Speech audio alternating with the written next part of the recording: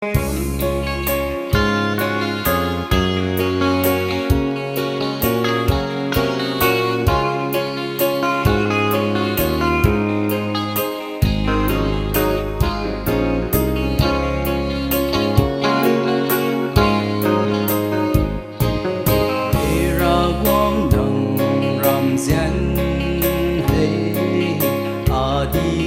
giác lâu rồi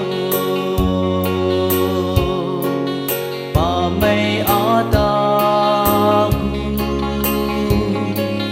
lâu không thấy đâu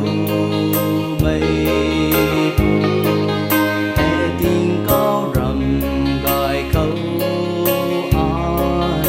quang trăng quê nung kiêu mô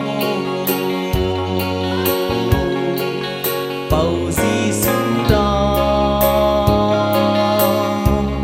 hoa nở bom đi ở coi bầu di xuống ta hoa nở bom đi ban ti gọi mây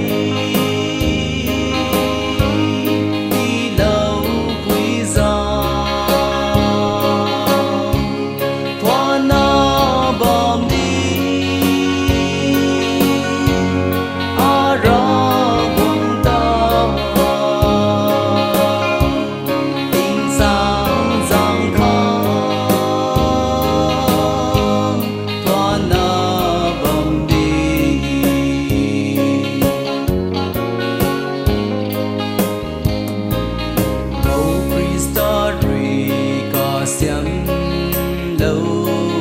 mây tình cao rắm thăng chiều phùng tu lâu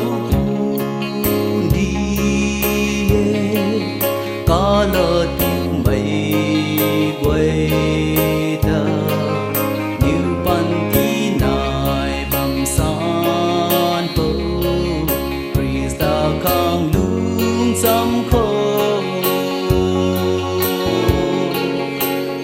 ram gian